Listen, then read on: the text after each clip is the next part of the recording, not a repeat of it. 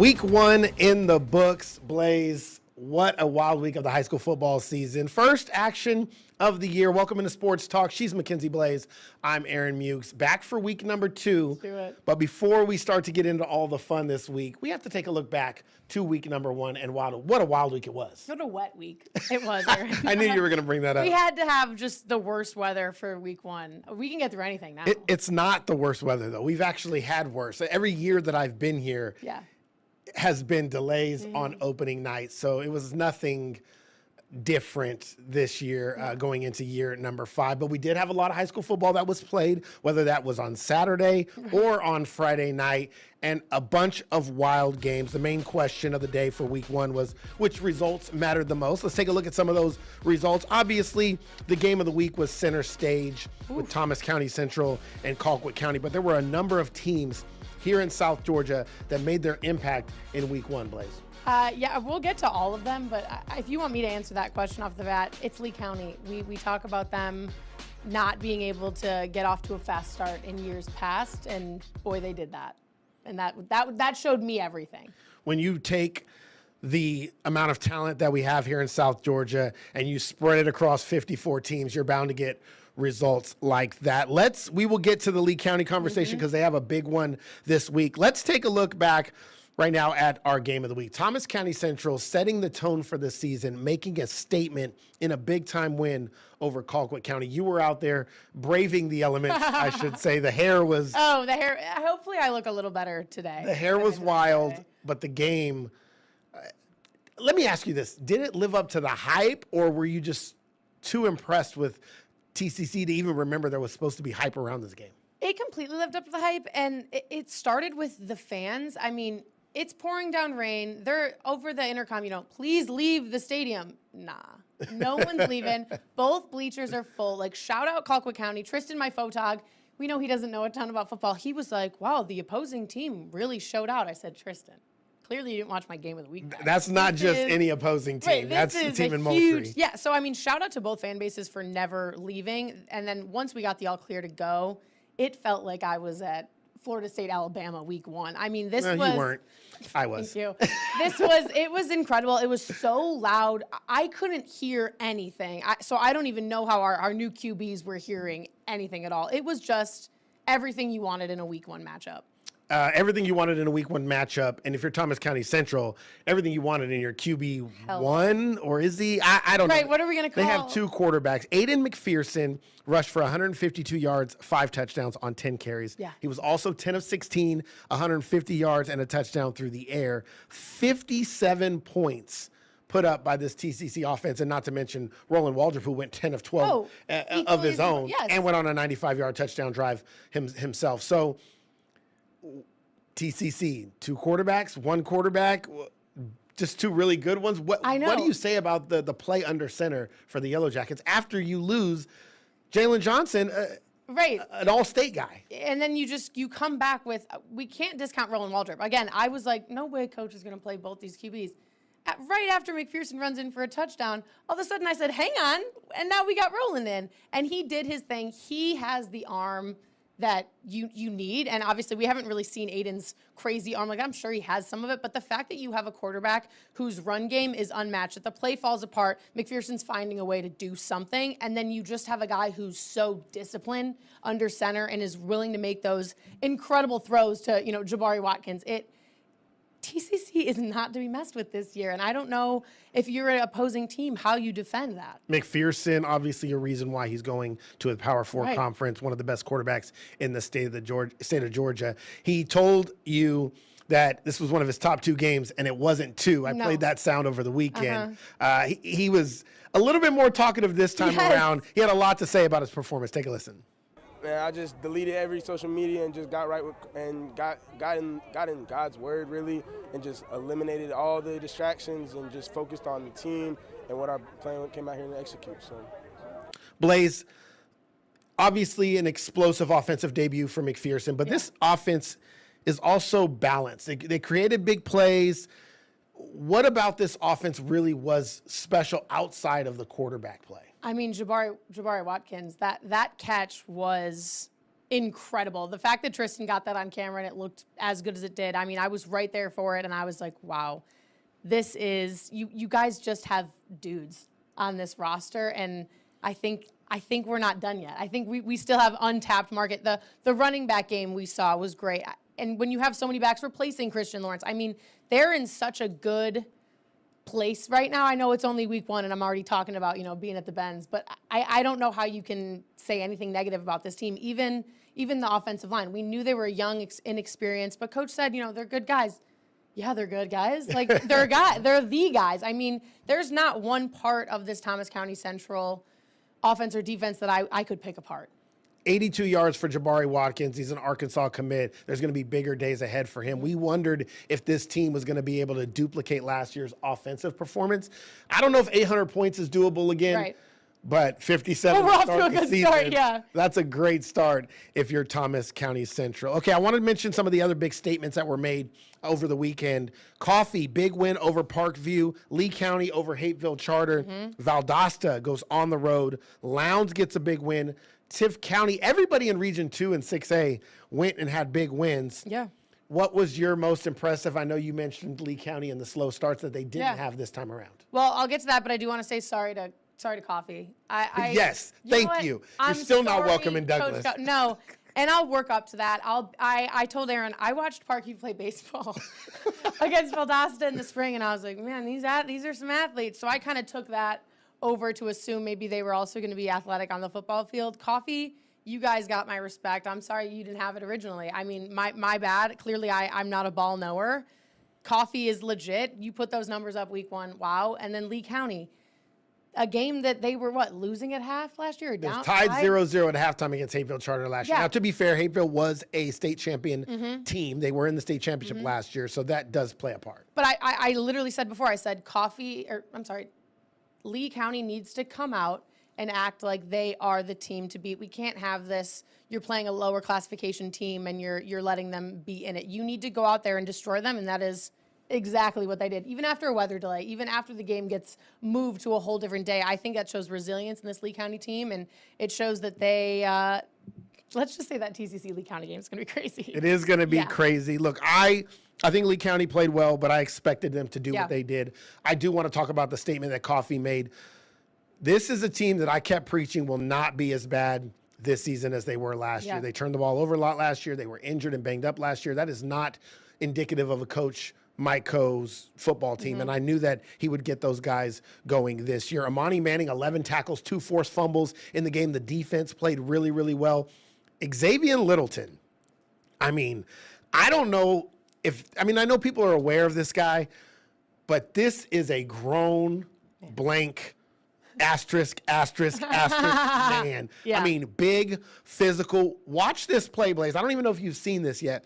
Watch this play. He's going to carry the defense 20 yards into the end zone. That was just one of his touchdowns. He had another one on a little quick out pass from the quarterback, found his way into the end zone. This is a grown man. He is going to be an absolute problem. I saw him at the OTA when they hosted Berrien and a couple of the Brunswick, and I was like, who is that? And I guess he's a hooper too. So makes sense. He's a big physical guy. But the scary part, he's just a sophomore. Ooh. So they got 3 years with this guy, and he's going to be absolutely special. But a big time win by Coffee, and the Trojans look to be back in that 6A mix with TCC, with Lee County. We are going to start talking about another big game that I was out in Sylvester, Worth County and Brooks. We're recapping all the action from Friday night before we head into this new week of high school football. Stick with us. Back here on Sports Talk, Blaze, I was in Sylvester, another state champion from a year ago. I'm familiar. The question was, this defense going to be Swiss cheese like it was 2 years ago, or was it going to be last year's defense, or somewhere in between? Yeah. The answer after week 1, I'll admit, is probably somewhere in between. Okay. However, there were statements made on the defensive side of the football, one coming from none other than Noah Marlin and his standout 2-touchdown performance on the defensive side. I mean, and I'm excited to watch the kid play. And we were just talking at the break. He was injured last year, you think? We think. I don't know where he came from. That name did not ring a bell for me. And then for him to be such a cornerstone to this defense, I mean, what a statement. What a way to prove that, our defense, we lost some dudes, but we got some guys. I'm going to be honest with you. I'm on the field with George Lamons, Lyndon Worthy, Muhammad, Jaquavius Nelson.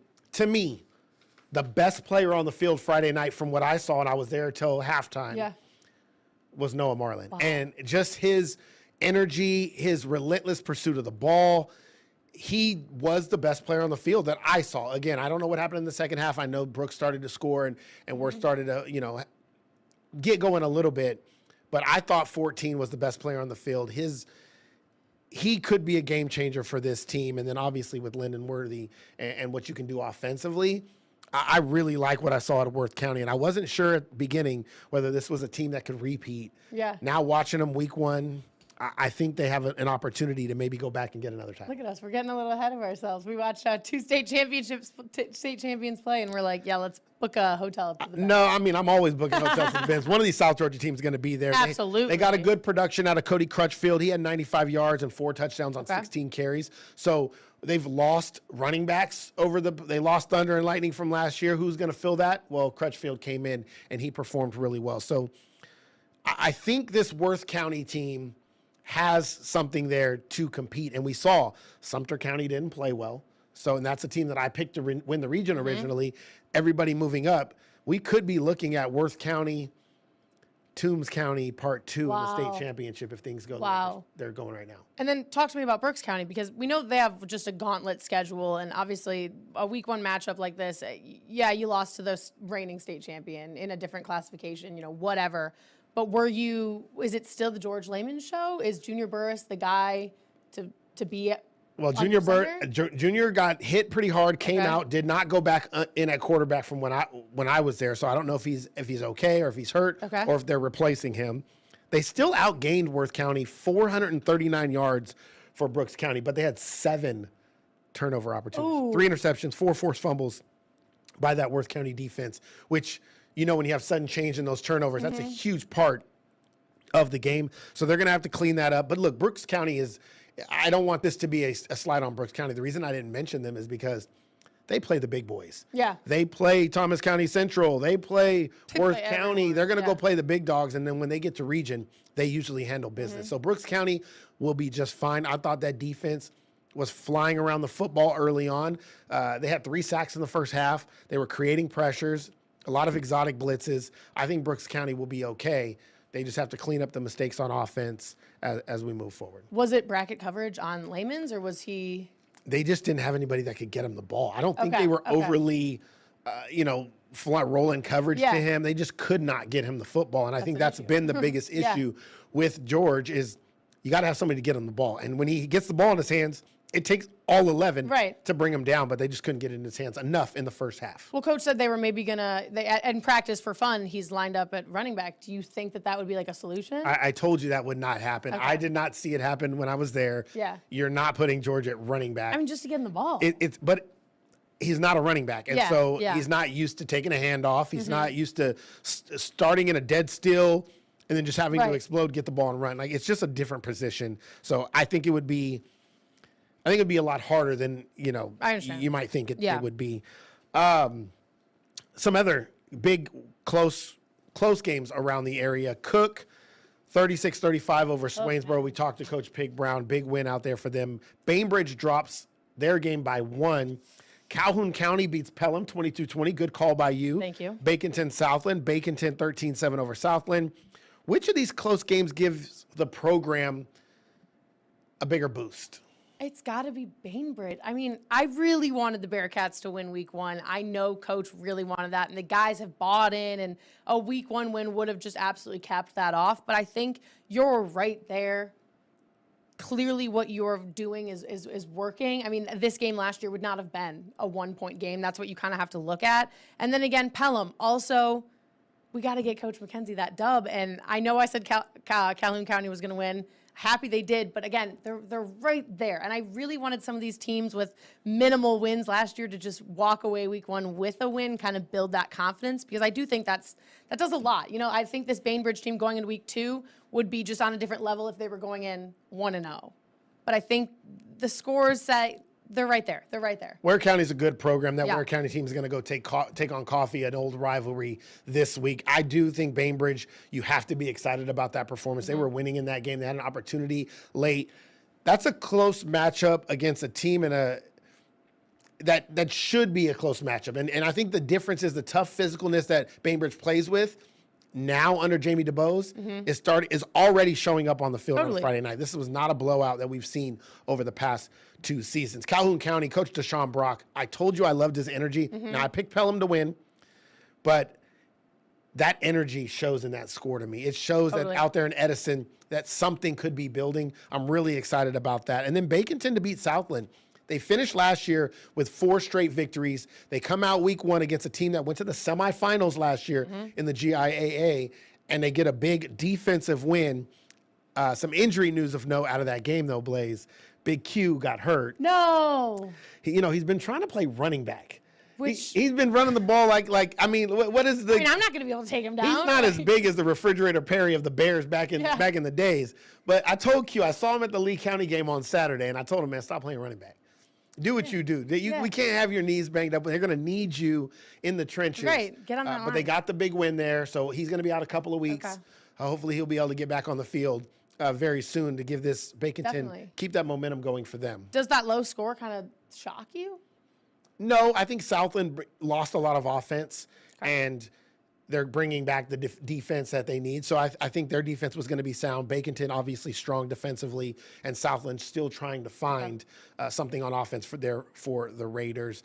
And then the Cook win, we've talked about it on the Locker Room Report a lot over the weekend.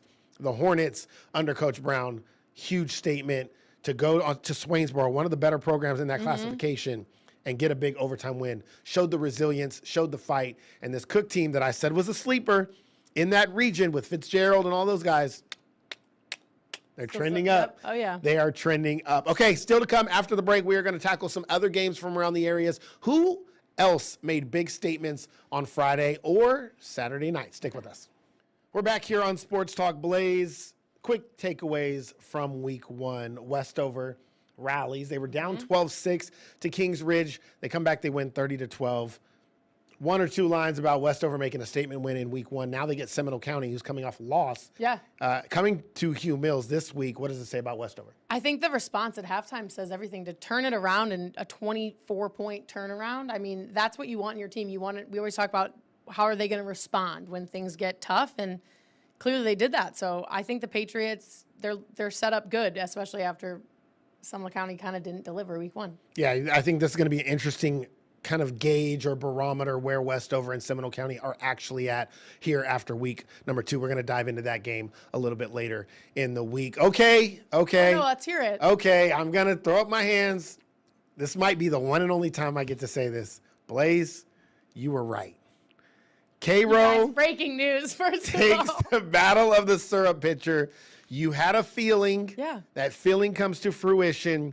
36-14. Now, mind you, this game was just 6-0 or 8-0 into the third quarter, and then the wheels fall off for Thomasville. Cairo's performance, satisfied with the slow start, but get things going, or are there some worries there? I mean, I'd want them to get out to a faster start, and of course, they'll take on Worth this week, so they don't have time for it to be, a 6-point game at half. But I think this says a lot about Thomasville. They could give us 3 quarters. It's that fourth quarter that we talk about. Teams really need to lock in, come together, and win it. And obviously, like you said, the wheels did completely fall off and for that turnaround. But I am happy with the syrup makers for not making me look like a fool for once. The Cairo defense, and maybe I should have thought more about this before I went into my spiel about picking Thomasville. I think it was a very good matchup for Cairo. Number one, their front 7 is really good. The weakest spot of their defense is the secondary. Thomasville, decent up front. Their weakest spot, though, is they have a new quarterback in the passing game right now that they have to find a way to replace. So the matchup fit what Cairo wanted to do. 137 total yards for the Bulldogs. A lot of those just only 6 first downs coming from, the new quarterback, Christian Hayes. But 2 big plays. LeDerrick Perkins for Cairo ran for 129 yards. I think the biggest thing of note out of this entire summary that I have here, LeDerrick Perkins, 5 carries, also 4 receptions for 68 yards, 2 touchdowns. Xavier Teal rushed for 81 yards on 14 carries. Bryce Puckett, 11-19, 93 yards and a touchdown. But he did throw 2 picks. Right. The one name you didn't hear in any of that was Brian Duncan. Duncan. And Yeah. so it's not a one-man show out there in Cairo. And I think that's important because they have other guys that can do work. Now, Brian Duncan's probably going to be heavy for them on defense this year, which is really important. But what does it say about their team as a whole? I mean, it says that they're not done. They knew they won the region last year, and they want to let everyone else in South Georgia know that they're going to do it again and then some this year. And I think, again, just a week one win is huge. It just sets the tone. And a rivalry game like this, you come in, obviously, was Thomasville the best competition they're going to face all year? No. Right. But they held up to it. What math here? 22-point win. I mean, good job. Yeah, thank you. I think that's huge because again, you can't rely on Brian Duncan, especially with him playing two ways this year. You don't want to get two ways. I mean, he's going to be tired. There's a higher risk of injury. There's everything when you're playing two ways. So when you have other guys who can come in, take some of that load off, huge. Very, very big win there for Cairo. They win the Battle of the Syrup Pitcher. A few other big-time scores. Miller County puts up over 50 points. Great first win for them. Irwin County, it's been a struggle out there since Coach Soliday left. Yes. I was out there last night, got a chance to speak to Coach Bo Johnson. Great guy. Love him. Love what they're trying to build out there. The energy feels different. And to me, right now, this just feels like a different program. Well, I love the brotherhood and love for each other that was showed. You know, we fell behind early. We fumbled opening kickoff. You know, we try to hold them there, and they do come away with 3. We easily could have had our head down, especially after what they went through last year. But they fought back, you know, and then, you know, maintaining the lead. And I felt like our conditioning, I felt like the second half we were able to still play. I think we could have played a whole nother quarter. And I really was happy with that. What you're not happy with is penalties and, you know, mistakes, drop touchdown passes and things like that. You know, when you get in a tighter game, you got to make those plays. So we're going to continue to work and try to get better at tightening up those things. I mean, I was out there last year when they got blown out at home to Fitzgerald, and I mean, what a change in just the Indians' approach to this season. And clearly, Coach, he's the guy for this job, and I'm excited to see what else they can do. I mean, we got week one win. Let's go for week 2, boys. He was just named our Coach of the Week on the 6 p.m. news. So congratulations, Coach Bo Johnson, for that big win and their big win over Wilcox County. Schley beats Turner 41-26. This Schley team is a sneaky team. They always make a deep run, and somehow here we are again. They get a nice big win there in Turner County. There was a little bit of a scuffle. I know people have seen it all over the internet at the end in there. I don't know much about it. I know that there was an altercation in the middle of the field. Yep. The GHSA is obviously reviewing it. Hopefully everybody's okay and we can move on from that. But a big-time win for the Wildcats. And maybe the biggest win of the week, Yeah. Mitchell County. Coach Hess, his first game, 42-7 over Seminole County, a team that had been in the postseason, had made deep runs. I don't know if Kamari Smith was playing. I don't know if he's still injured. But what a statement by Mitchell County. What a statement. I mean, they were letting it fly out. I got a couple of plays from them. Look at this one right here. They're taking shots deep. I love the explosive offense. The Eagles are flying high. It's crazy. I think I called this one. I think I said Mitchell was going to win. I don't think you did. Well, I think I was going to pick them. Let's just say that. But, I mean, again, huge win, almost 40-point dub. Wow, South Georgia, we got some good football teams. Yeah, I think week 1 making a statement like that is going to be big for them. We'll see if they can build off of that this week. Week 1 does not decide the entire season, though, but it is going to absolutely change the conversation and our conversation as well. Tomorrow, we will get our first look at week 2 of the high school football season. We might give you an inkling on what the game of the week is. We might tell you. We may not. We might save that for Thursday. We'll see. Either way, Lee County, Carroll City this week. Big time. Big time matchups all over South Georgia. And we kind of have it all right here for you each and every day. I'm so excited. Remember, you can send it to 10 if you have highlights, video that we may have missed. Please go to WALB.com, send it to 10. Send in those videos. Even if you can't get it in for Friday night, we'll play it sometime during the week. We got softball action this week. Albany State, Valdosta State. Yeah, wow. Start this week. We're going to do a college football preview at some point in time if we ever find time. Maybe we'll do it instead of sleeping. Who needs sleep when it's high school football time? Thanks for joining us, South Georgia, here on this episode of Sports Talk. We will see you guys on Wednesday night.